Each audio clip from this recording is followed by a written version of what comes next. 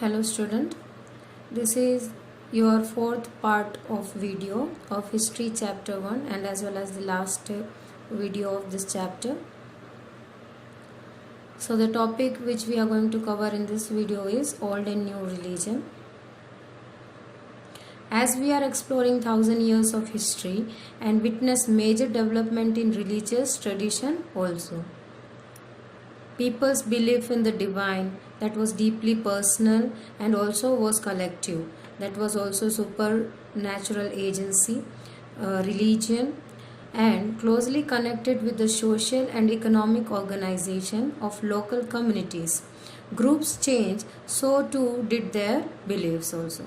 So as per their group change, their belief and their culture, tradition, everything change. Even their deities also, different god and goddesses also change. They worship different god and goddesses. So during this period, the important changes occurred in what we call Hinduism today. So that was not as similar as what we call Hinduism today. That was far different in the past. So that time, this was included with the worship of new deities. New deities were being worshipped, god and goddesses. The constructions of temples were being done by royalty, it means rulers, and growing importance of the Brahmins. So they were considered as the priest and also considered as the dominant group in the society. Now, why Brahmins get importance? So their knowledge of Sanskrit text, already we have covered this point in the Amir Khusro's language studies, what we have read in the previous slide, in previous video. So the Brahmins were knowing Sanskrit well. So they also have read the Sanskrit text also. So Sanskrit was not the language that was being known by the common people. So this is the language known by only Brahman. So they got the more importance in the society and as well as lot of respect in the society. And also their dominant position was consolidated by the support of patrons. So here who were considered as patrons? The new rulers, those who were searching for the prestige.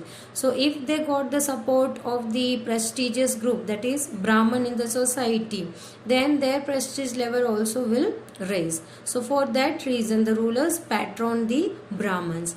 As I said, the prashastis were being written by the Brahmins, and behalf of writing down the prashastis for the rulers, they get the reward, rich reward.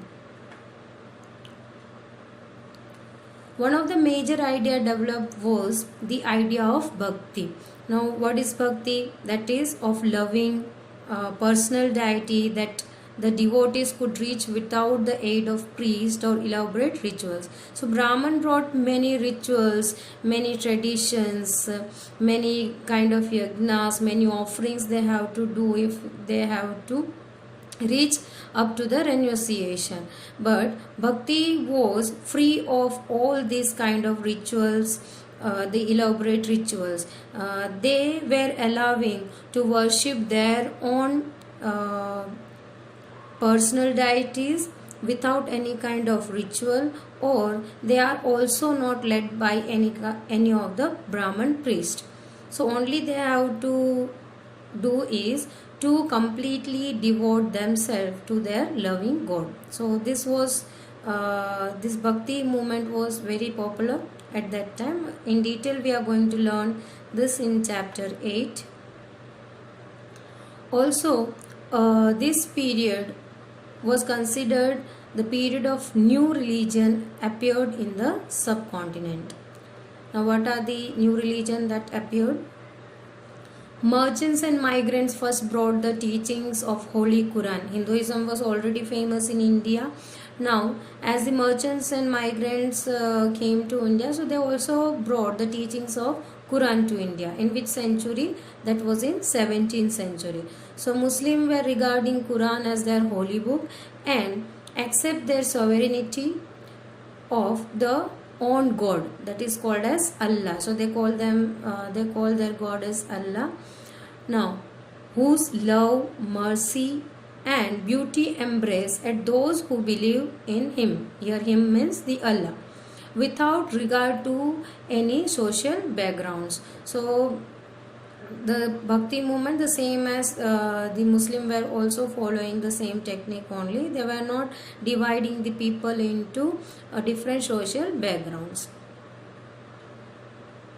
Now, many rulers were patrons of Islam and ulama. Ulama means the learned theologians and jurists. And like Hinduism, Islam was also interpreted in a variety of ways by its followers. Like Hinduism was divided into number of subjatis as per their occupations and different group of people. So it was also being interpreted. There was two groups. The first group was called as Shia Muslims, who believed that the Prophet's son-in-law, that his name was Ali, was the legitimate leader of the Muslim community. And the other group was Sunni Muslim, who accepted the authority of early leaders. The early leaders were called as Khalifas of the communities and succeeding the Khalifas. So there were two groups, Shias and Sunni. There were other important differences between the various schools of law, that is Hanafi and Safi. Mainly they were in India, and they were completely different with the original tradition of theology and mystic traditions. Now the next topic and the last topic of your chapter is thinking about the time and historical period. Historian does not see time just as passing of an hour, days or years, or you can they are not considering it as clock or calendar. It reflects the changes in social and economic organization, transformations of ideas and as well as beliefs. The study of time is made somewhat easier by dividing the past into large segments, that is period that possess shared characteristics. So here the whole segment was divided into larger period. In the middle of 19th century, British historians divide the history of India into three different periods. That was Hindu, when the Hindu were living. Then the Mughal invaders came, so that period was considered as the Muslim, and the third one was considered as British, when the British arrived to India. So this division was based on the idea that the religion of ruler was the only important historical change, and that there were no other significant developments in the economy, society or culture. So this was the British perspective.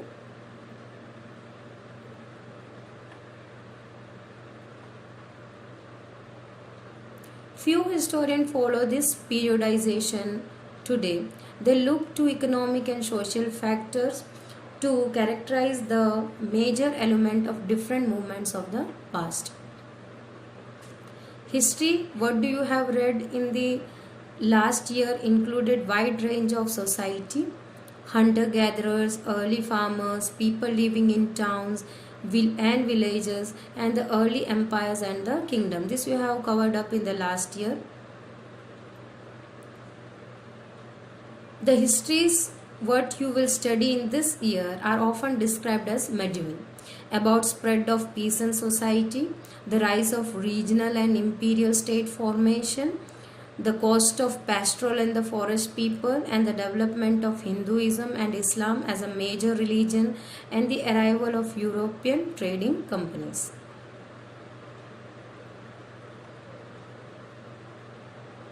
Thousand years Indian history witnessed considerable changes, that is from 16th century and 18th century were completely different from the 8th or 11th century.